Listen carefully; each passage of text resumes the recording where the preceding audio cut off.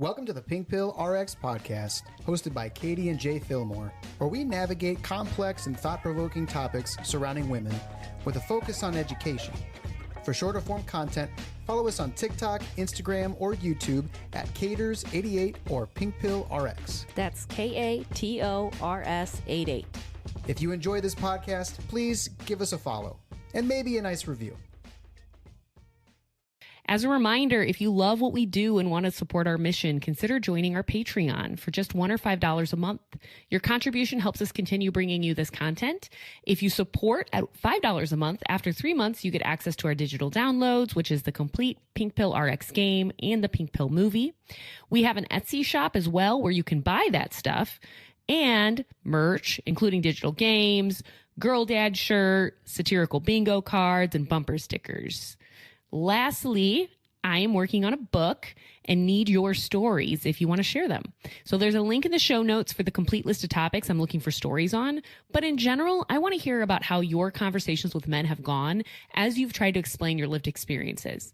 I also would love stories about your lived experiences in general. So if you have a story you'd like to share for my book or with our listeners and followers, please email us at pinkpillrx@gmail.com. As a reminder, we're your hosts, Katie and Jay Fillmore, and we are so happy to have you join us for another episode. Okay, I have a story that somebody emailed me that it's just a little short little snippet, and I just was like, oh my gosh, that's crazy. So she's a 60-year-old female, and in 1987, she was purchasing her first home with her fiance. Oh, okay. And in the documents, under her name, and this is in 1987, it said spinster. In 1987. Wait. Why? What? Well, she was furious about it and wanted it removed, but was told that it was legally needed. Huh? Wait. What does spinster mean again? Spinster is an unmarried woman who is older than the usual age of marriage. My gosh. The term is sometimes interchangeable with like old maid. So if she would have been married to her fiance, she wouldn't have been a spinster. And it's like, well, on the title, well, not on the title, but like it's in all the closing paperwork. Yeah, that's crazy. So that was pretty. Oh crazy. My gosh! And what a slight. That's legally. You legally have to put spinster. Is that really a thing? I wonder if that's really a thing or not. If they just BS'd it. I don't know. That was a year before I was born. Yeah. Like that stuff is happening a year before I was born. And like we talked about last episode about like how crazy it is, how much time women have actually had. Mm-hmm.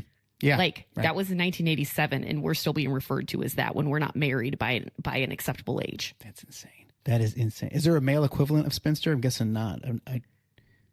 I don't know. That's a good question. Let's ask. No. In English, there is no direct male equivalent in the term spinster. However, an equivalent term for a man who is not married could be unmarried man. Oh, my God. But he still gets man in there. Still a person, has some person language. Spinster is like you're a thing. Yeah. You know what I mean? Like you're a caricature. You're a thing. You're not a person. Yeah. Jeez. Yeah. Oh, my gosh. 1980. Legally has to be in there. Legally. We legally have to know that you're an old maid. Right. You couldn't have just, I mean, they have different last names. I'm sure it shows in there they're not spouses. Yeah. Why do you need to have the spinster part? I don't know. Insane. There are so many things that puzzle me. So this story really doesn't have relevance to what we're talking about today. It just is a story that I was like, oh my gosh, I have to share this. Holy cow. This is so ridiculous. I'm glad you did. That is. Come on, I'm still stuck on. Feel like that guy BS'd it. I would want to look up and see if there's such a thing. Well, let's just see if spinster can be used as a legal term or was ever used as a legal term. We can ask that. Maybe say required legal term. My hands are tied. The law is the law. The term spinster was at one point a required legal term, particularly in England and Wales. Oh my gosh, do you know when the term was abolished in England and Wales? No. The term spinster was abolished in 2005. Oh, okay. Maybe 87 was the thing. And the new term used for an unmarried man or woman in such official documents now is single. But that was 2005. Whoa.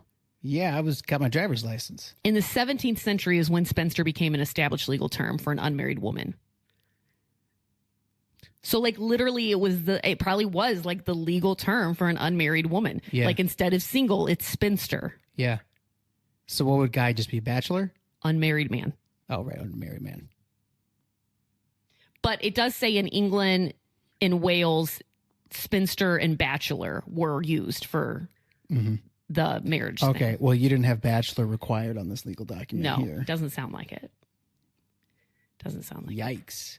Yes, there's so many things that surprise me that women have gone through that are just those micro aggressions but it's so much sooner in history, so much closer to me than what I have recognized in the past.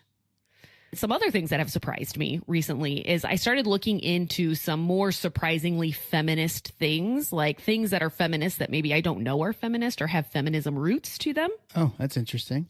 And so today I want to discuss some of those things that have feminist roots that maybe we do on a daily basis or hobbies we have in our life that we don't even know were used for feminist expression before. Okay. Up first, houseplants. So in the 1800s, Victorian women weren't allowed in politics. They couldn't vote. They rarely worked outside the home. They were basically confined to their homes. Oh. And so they were the keeper of their homes, specifically a room in their house that was very popular for them to decorate was the drawing room. And a lot of times these drawing rooms had elaborate houseplants in them. Okay. And these houseplants became a subtle form of expression and rebellion. So women would cultivate like exotic ferns, palms, orchids as a way to connect with nature and science and creativity in a world that confined them to the indoors. So botany was considered an acceptable, quote unquote, science for women to be involved in. Wow. Okay.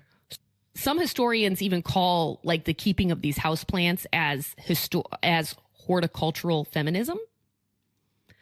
So some women became botanists because botany was considered delicate and suitable for ladies because it involved flowers and nature. Oh my gosh.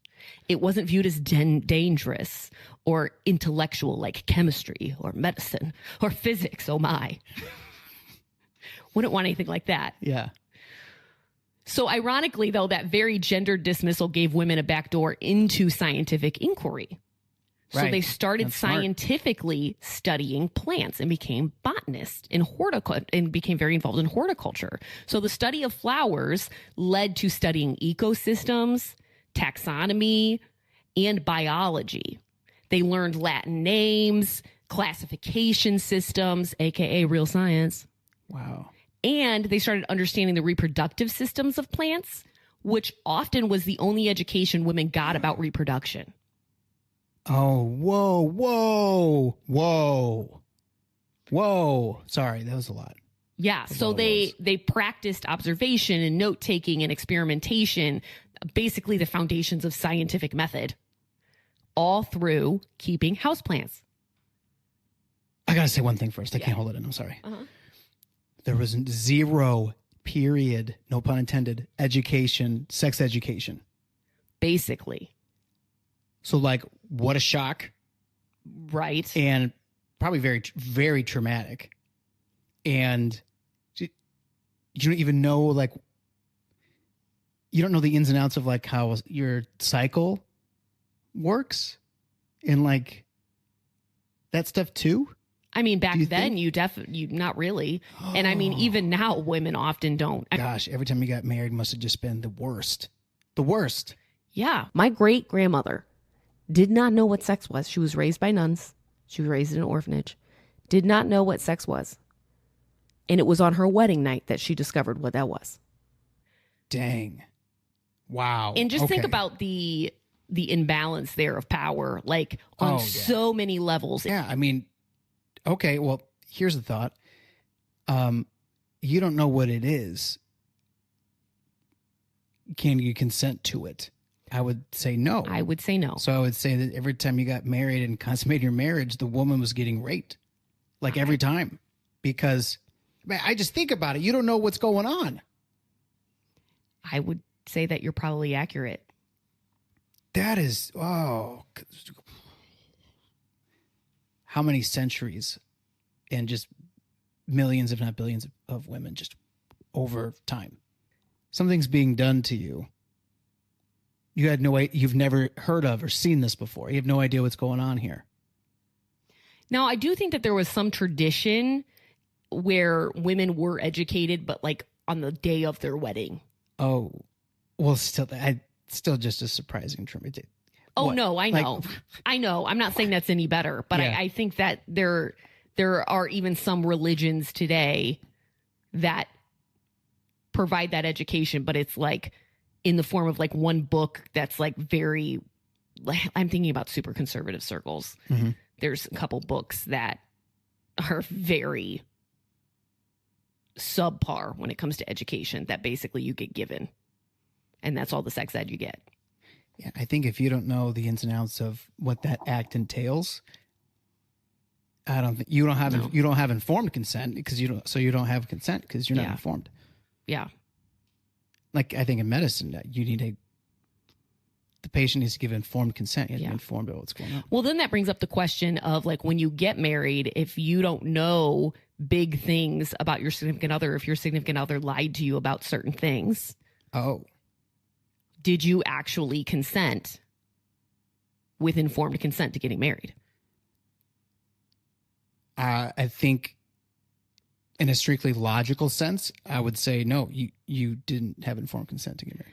And I know I have several friends that big things like things surrounding sexuality, things surrounding financial debt did not come to the surface until after marriage. And then literally the guy says, well, I thought you wouldn't marry me if I told you that. Dude, that's insane. Yeah. We're going to move on to more houseplant conversation. Okay. So that was like the first wave of feminism when it comes to horticulture. Okay. So the second wave of feminism that came with horticulture was like in the 1970s. And there was this houseplant revival basically in the 70s. And it wasn't just for aesthetics. It had deep political roots. So feminists, lesbians, and anti-capitalist movements embraced urban homesteading and indoor gardening. And taking care of plants was seen as reclaiming a domestic space from patriarchal control, and women could be nurturing to something outside of childbearing. Oh. So I can be domestic, I can be nurturing, I can be loving, I can give life, but it doesn't have to be via a child. So that was kind of a rebellion there. Oh. I love the imagery with that. Yeah.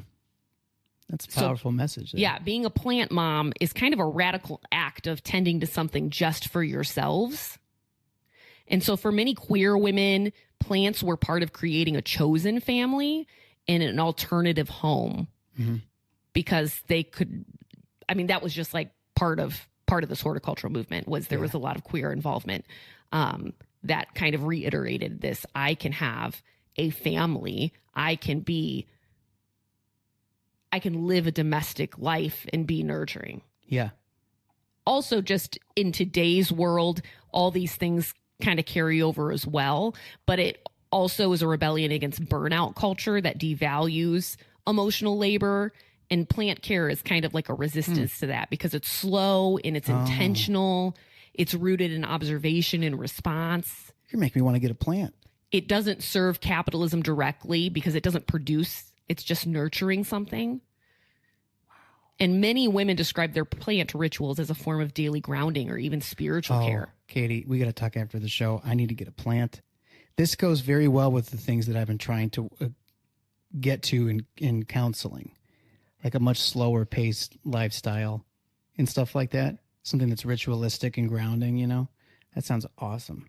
If I got like a little bonsai tree and I could trim it and stuff. Yeah. Yeah. Be your act of feminism. Yeah.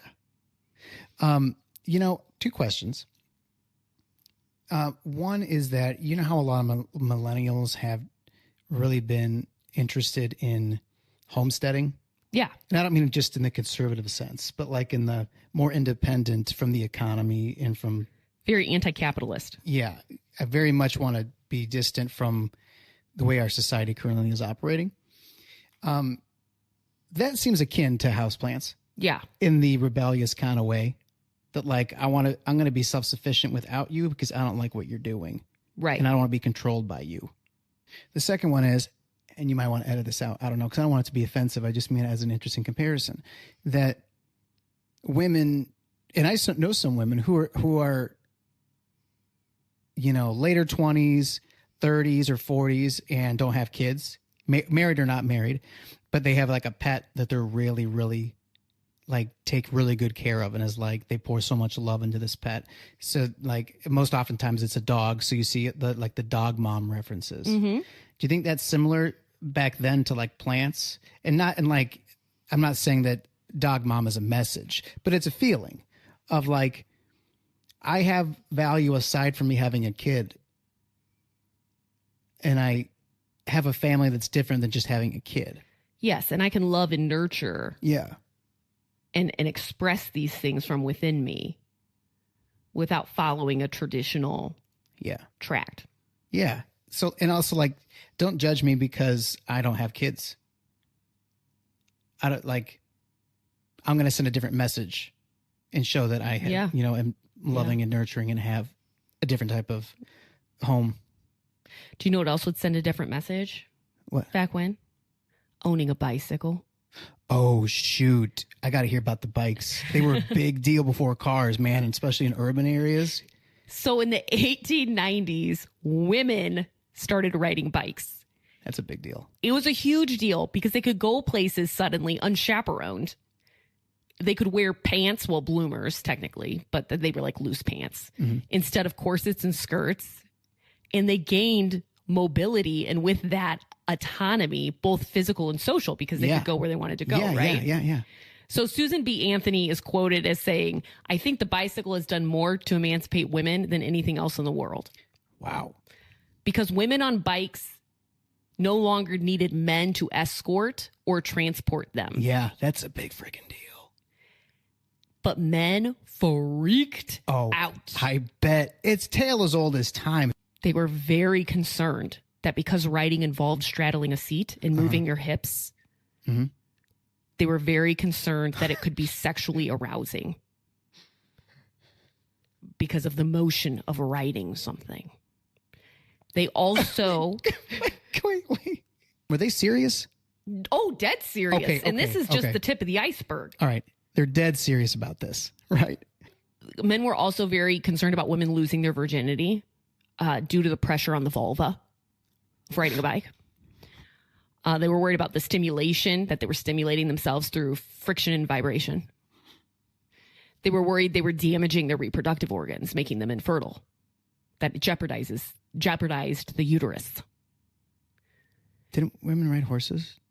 Also, they said that riding the bicycle would lead to neglecting of domestic duties in favor of aimless outdoor leisure. Okay. One 1895 medical journal warned of bicycle face. Bicycle face? Which was a strained, flushed, and unfeminine look caused by excessive riding of the bicycle. Dude, this is nuts. And doctors and moralists, as well as clergymen, claimed that women's pelvises, they weren't built for this kind of strain. And that riding could lead to uncontrollable desires. This is nuts. And female cyclists would become masculine or morally corrupt. A British medical journal once warned that the bicycle seat could become a moral and physical threat to women's virtue. This is so dramatic. I know this was all real. And it's crazy that women had to be gaslit like this all the time with any new freedom. But I gotta say, this is like, it's so ridiculous that it's like laughable. Like you guys, you were so stupid if you really believe this stuff. But like amazing women continue to do it, obviously. Yeah. And when you ride your bike today as a woman, you can just think, hey, this is kind of a feminist act because women fought to be able to literally ride the bicycle. And to ride, this is the other thing, is to ride comfortably, women often wore bloomers, which were the loose pants instead of long skirts. Yeah. And of course, there was hysteria about this. Oh my gosh. Because it was unladylike, scandalous. But it is highly linked to early dress reform movements and feminist resistance. So it's highly linked to the beginning of women starting to wear pants, which was very slow. Yeah. Oh my gosh, I cannot believe the hysteria over that. Ironically, male hysteria. Yeah. But women were like, screw it. They fought for bike-friendly fashion. They organized clubs and races. Oh, yeah. And they used the bicycle as a tool of feminist empowerment, which I thought is super awesome. Yeah, that's really cool. Let's just point out that the fear of women enjoying themselves physically, socially, or even sexually was the real threat here. Yeah. Like, that's the threat. They're just going to want more freedom. That women are going to feel good. Yeah. Jeez. Moving on. So, the invention of menstrual products. Mm-hmm. Okay. Let me just... Well, this is going to be a wild ride. Just like all the rest of them. So, women during their periods, sometimes for societal reasons or religious reasons, weren't allowed in public spaces due to menstruation taboos, or some women would just stay home in fears of bleeding through their clothes because the other option were like rags and stuff.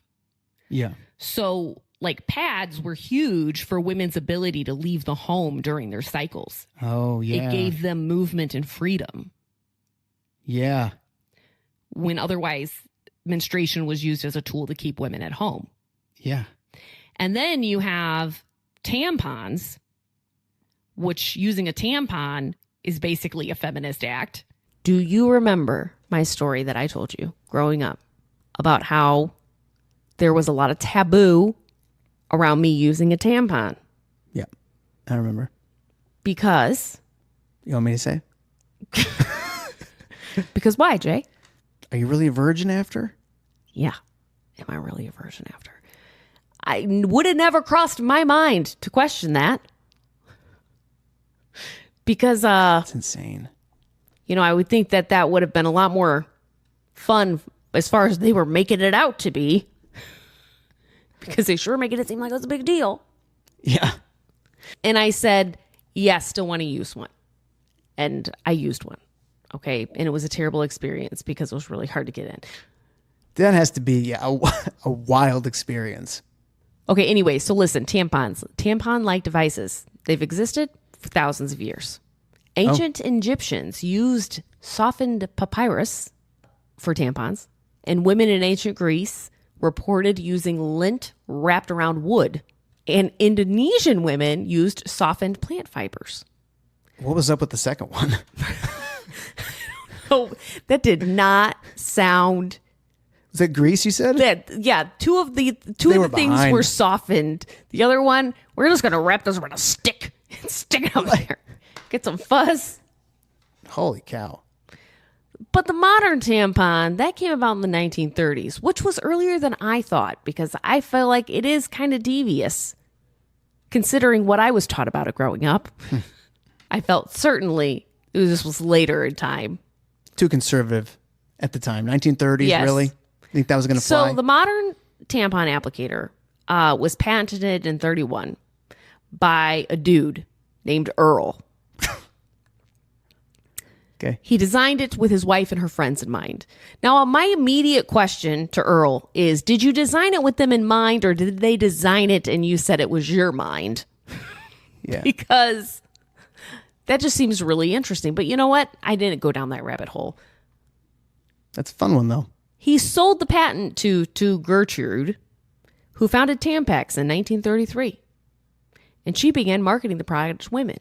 I'm sure she had a male co-signer, though. Let's be honest. However, there was a virginity panic. From the beginning, tampons were controversial because of their insertable nature. So their fear would that it would destroy the proof of virginity. Oh, my God. That it would lead to schmexual stimulation or masturbation. And make girls more promiscuous by familiarizing them with vaginal insertion. Man. That's what's going to make the girls more promiscuous, by familiarizing them. That the idea that, like, do you get that idea? Yeah. That familiarizing women with their bodies will increase that. Mm-hmm. So we can't familiarize them with anything. And tampons were a threat to familiarizing women with their anatomy and making them more promiscuous. Whoa. This is so, like, primitive. In fact, in 1945, Catholic publications warned against tampon use by unmarried girls and teens, claiming that it was morally inappropriate. Morally inappropriate. Wow. Some schools and religious institutions banned tampon education entirely, limiting girls to external pad options only. Oh, no. And then some companies went as far as creating versions specifically branded for virgins to reassure parents and consumers. Wow. It wasn't until the 70s, during the women's liberation movement, that tampons became part of the broader conversation about bodily autonomy and shame and access to information. Wow, it's really not that long ago. Not that long ago this was all going on. Yes, learning about your body is an act of revolution. It's feminism. Because it's not what the patriarchy set you up to do. It's part of controlling you, not familiarizing yourself.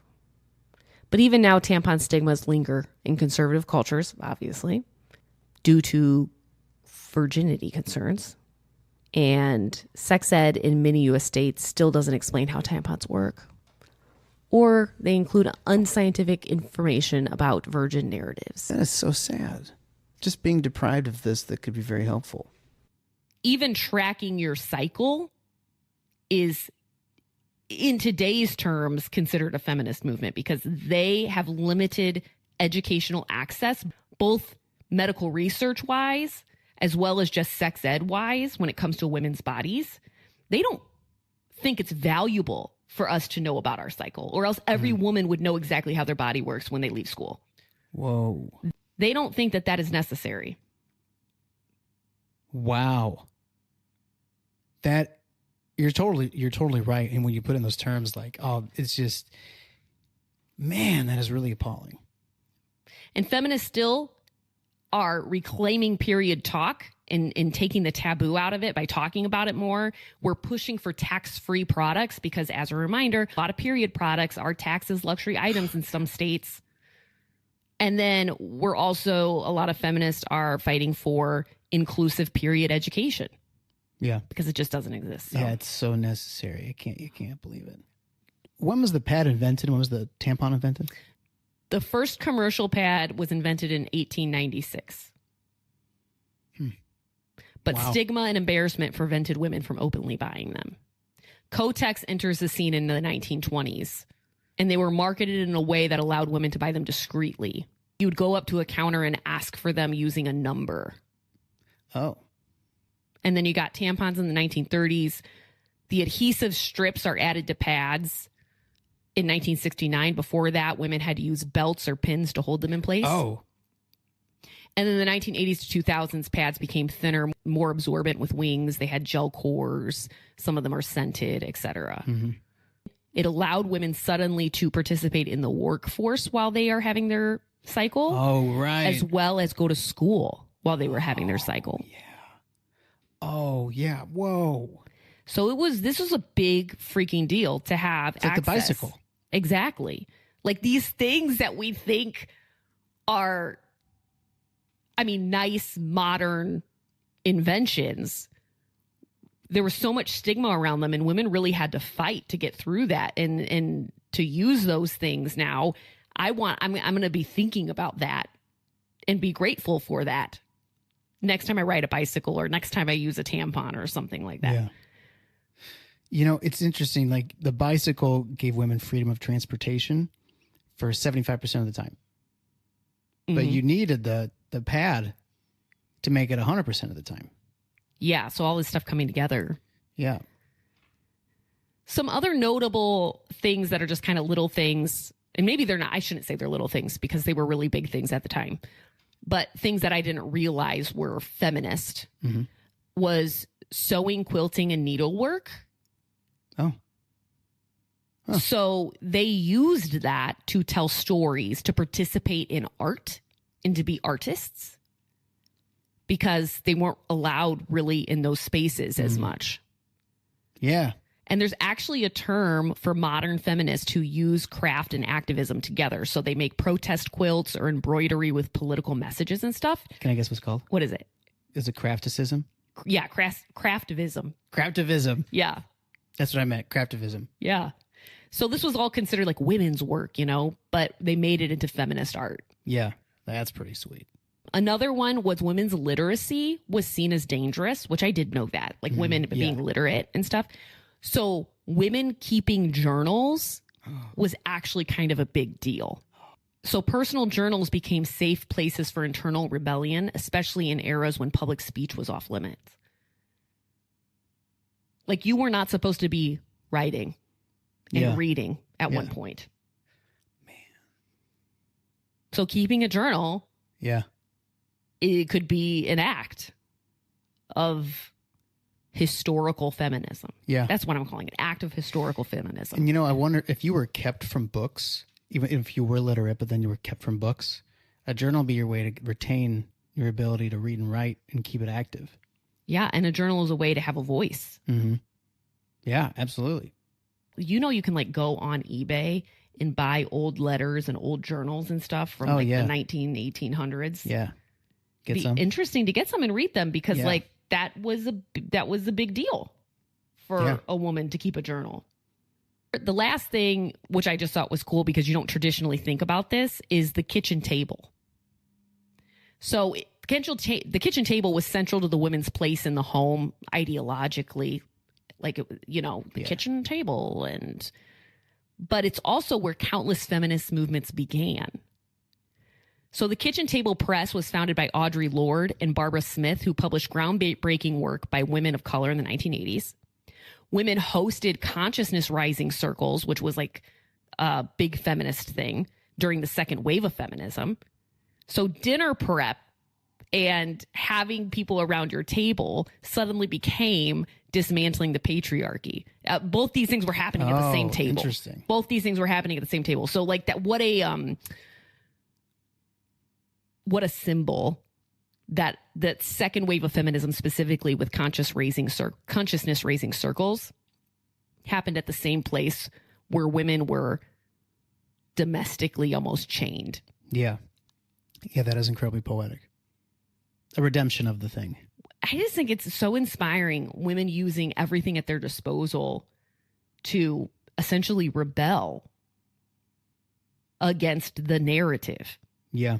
Of sit down, be quiet, and listen to me. Yeah. Yeah. I mean, that's a real, even for me as a guy, that's a really inspiring thing to learn about. Yeah. So those are there's so many other things, but those are kind of things that were more fringe that I was taken by a little bit, and I was educated by. I had no idea. Yeah. Like I had heard about the bicycle. I kind of knew about tampons and stuff just because of my upbringing and all the drama around that. Yeah. But houseplants, I had no idea about the houseplants. That is super cool to me. Yeah. Keeping a journal, etc. So that's all I have for our episode today. That was a really good one. Thank you. Yeah. I hope you guys found something interesting. And just remember, you know, you taking care of those plants, you riding that bike, you're practicing historical feminism. Yeah, that's pretty sweet. Yeah. Honoring your heritage. For all the women who fought really hard so that you can wear those pants and you can ride that bicycle and you can read that book and write in that journal. It makes you feel like you have a responsibility to make sure that you keep moving forward. Because all these little things we take for granted used to not be accessible to us.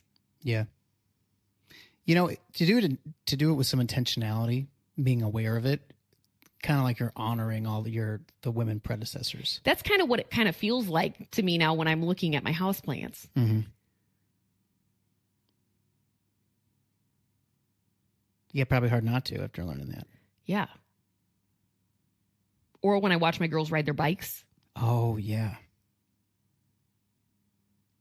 Wow, shoot. Yeah, I'm going to think of that now. or every podcast episode that I write, or the fact that I even have podcast and I'm able to speak. And just the fact that I'm able to speak in this dynamic with you. Oh, yeah. Where I'm educating you. Yeah, that's true. Once upon a time, that was terrifying. That was terrifying. It was disgraceful. And in some circles, it still is.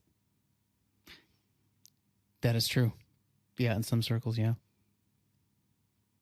So thank you for listening. Talking to me? Yeah. Oh, you're welcome. I hope for those of you listening, something was intriguing or sparked a curiosity, or you felt affirmed or challenged. Stay educated. Take the pink pill. If you enjoyed this podcast, please give us a follow and maybe a nice review.